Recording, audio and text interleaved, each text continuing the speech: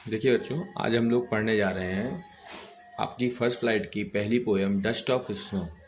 जो पोएम जिनको Robert frost कह सकते हैं, या आप रॉबर्ट ली फ्रोस्ट जो इनका पूरा नाम था वो भी कह सकते हैं, जिनके द्वारा लिखी गई है ये पोएम जो डस्ट ऑफ स्नो है, वो एक सिंपल कह सकते हैं और एक छोटी सी पोएम है।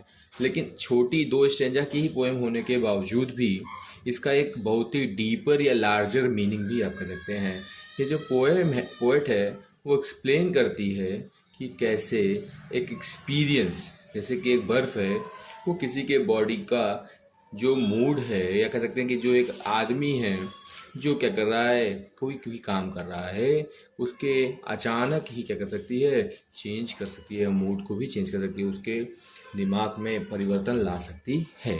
देखिए ध्यान दीजिएगा, इस पोएम की अगर हम बात करें तो यहाँ पे पहले हम पोएम को देख लेते हैं कि वर्ड्स की मीनिंग समझ लेते हैं, उसके बाद इसका फुल से डीपर सेंस समझते हैं कि क्या कहना चाह रहा है। पहला है लाइन, पहला स्टेंजा कह रहा है, the way a crow Shuk down on me the dust of snow from a hemlock tree. मतलब देखिए ध्यान दीजिएगा अगर आप, तो ये हेमलॉक ट्री एक पॉइजनस ट्री बताया गया है। पॉइजनस ट्री मतलब कह सकते हैं कि आप जैसे धतूरे का पेड़ कह सकते हैं, या कोई ऐसा पेड़, वैसे धतूरे का ही पेड़ कहा जा रहा है यहाँ पे, लेकिन क्योंकि बर्फ़ की बात कर रहा है तो बर्फ़ में हम मान लेते हैं लाइक एक क्रिसमस ट्री जैसा पेड़ है जो पॉइजनस है, ठीक है। और कह रहा है क्रो, कौआ। अगर आप ध्यान दीजिए तो कौआ हो चाहे कोई ऐसा पेड़ जो जिसमें कांटे हों और वो विषैला पेड़ हो, पॉइजनस ट्री हो, तो दे बोथ शो द, क्या शो करते हैं, दोनों ही हमें निगेटिविटी शो करते हैं, ठीक है। दोनों ही चीज़ें हमें क्या शो करती हैं, निगेटिविटी शो करती हैं। यहाँ पे जो स्नो की बात कर रहा है, डस्ट मतलब धूल नहीं, डस्ट मतलब यहाँ पे कह रहा है जो बर्फ़ गिरती है, बर्फबारी जो होती है, उस बर्फबारी की बात कर रहा है। उस बर्फबारी में जो जो स्नो गिरती है, बर्फ़ जो गिरती है, वो एकदम डस्ट जैसी होती है, धूल जैसी होती है, एकदम मुलायम होती है ना। तो वही कह रहा है, the way a crow Shuk down on me the dust of snow from hemlock tree.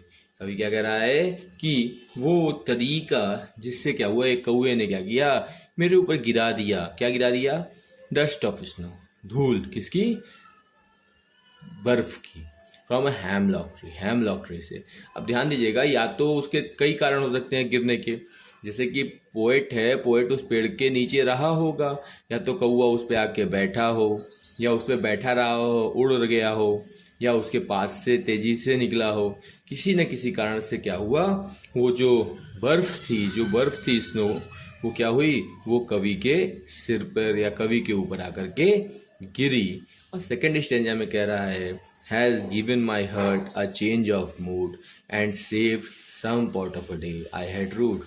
क्या कह रहा है, has given my heart a change of mood. उसने क्या कर दिया, मेरे दिल को चेंज कर दिया, परिवर्तित कर दिया। And saved some part of a day I had rued, और मेरा सुरक्षित कर लिया, बचा लिया कुछ part of a day I had rued, जिसमें मैं क्या रहता, रूड रहता, मतलब कह सकते हैं आपकी दुखी रहता।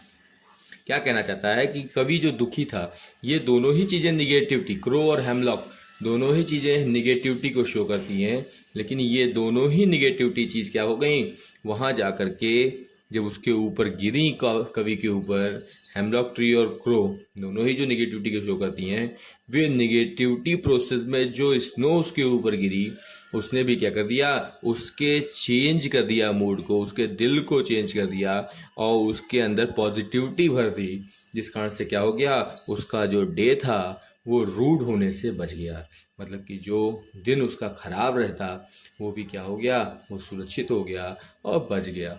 देखिए थोड़ा सा ध्यान दीजिएगा, इस पोएम में हम और भी चीज़ों की बात कर लेते हैं, जैसे इसमें क्या राइम्स क्या हैं, क्या इसमें पोएटिक डिवाइसेस का यूज़ हुआ है। तो नॉर्मल आप ध्यान दीजिएगा, तो यहाँ पे आप ध्यान दीजिए, तो यहाँ पे ए बी बी, ये क्रो स्नो सेम है तो ए हो गया, मी ट्री बी हो गया, हर्ट पार्ट सी हो गया, मूड रूट डी हो गया। तो मतलब ए बी सी डी, ये इसके राइम्स हैं। और बात कर लें अगर हम इसके पहले स्टेंजा की, तो पहले स्टेंजा में कौन कौन सा पोएटिक डिवाइस यूज़ हुआ है।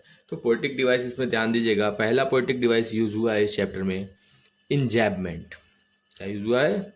इंजैबमेंट।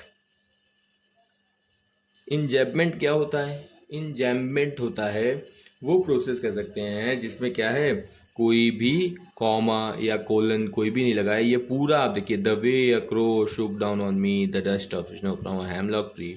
इसमें कहीं भी कोई भी कोलन, कोई भी फुल स्टॉप कहीं भी नहीं दिया गया है। इससे ये क्लियर है कि ये पूरा एक ही सेंटेंस है। इसलिए क्या कह रहे हैं, इसमें क्या है, इंजैबमेंट है।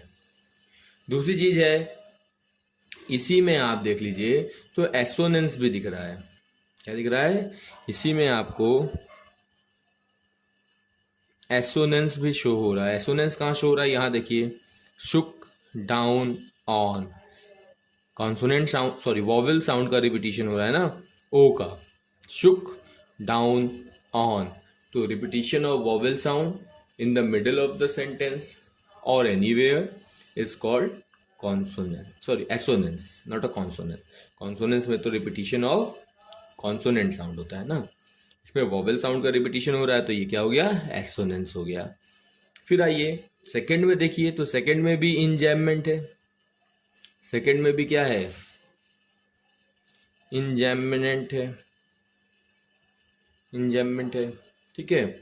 और इसके साथ साथ इंजैममेंट इसीलिए है क्योंकि इन चारों लाइन में कहीं भी कॉमा या कोलन नहीं दिख रहा है आपको, ठीक है।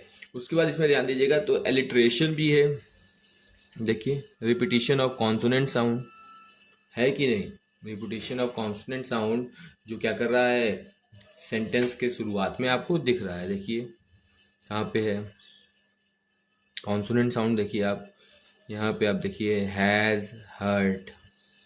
हैज और हर्ट, इसमें क्या है, कॉन्सोनेंट साउंड का रिपीटिशन हुआ है, तो डेट इज कॉल्ड एलिट्रेशन, ठीक है। उसके बाद आप यहाँ पे भी देख सकते हैं सेव्ड सम, सेव्ड सम, तो ये क्या है, कॉन्सोनेंस हो गया। क्या हो गया, सॉरी एलिट्रेशन हो गया, कॉन्सोनेंस कह रहे हैं, एलिट्रेशन हो गया। क्या हो गया, alliteration, repetition of consonant sound in the beginning of the sentence. सबसे एलिट्रेशन में क्या होता है, देखिए एसोनेंस में क्या है, मिडिल में आया है, बीच में भी आ सकता है, लेकिन एलिट्रेशन में क्या है, beginning of the sentence, beginning of the word, has hurt shaved some, ये क्या है, ये एलिट्रेशन को शो कर रहा है। तो ये इसमें पहले पैसेंजर में आपको इंजैममेंट और एसोनेंस दिख रहा है और दूसरे में इंजैममेंट और एलिट्रेशन दिख रहा है। राइमिंग है ए बी सी डी, और इनके जो लेखक हैं वो रॉबर्ट फ्रोस्ट हैं। ये छोटी सी जो पोएम है, सिंपल आप समझ लीजिए बेटा कि ये पोएम एक सिंपल सा वे ये दिखा रही है। जो पहला स्टैंजा है जहाँ पे आपको निगेटिविटी वर्ड्स क्रो और हैमलॉक का यूज़ हुआ है, वहीं यहाँ पे वही जो निगेटिविटी है उसने उसके मूड को चेंज कर दिया है और कुछ पार्ट बचा लिया है। इसका मतलब ज़रूरी है कि निगेटिविटी भी हमारे मूड को चेंज करके पॉजिटिविटी में चेंज कर सकती है if we take in a simple sense और that a moment which we use to. इस प्रकार से हम उस सेंस को या उस घटना को अपने दिमाग में रखते हैं या अपने दिमाग में उसको फॉलो अप करते हैं, उसी के हिसाब से क्या होंगी, वो हमारे लाइफ में चेंज लाएंगी। ठीक है बेटा, ये आपकी डस्ट ऑफ स्नो ख़त्म हो गई। अगर आपको इसमें कोई चीज़ पूछना हो तो आप इसे हमसे कमेंट सेक्शन में पूछ सकते हैं।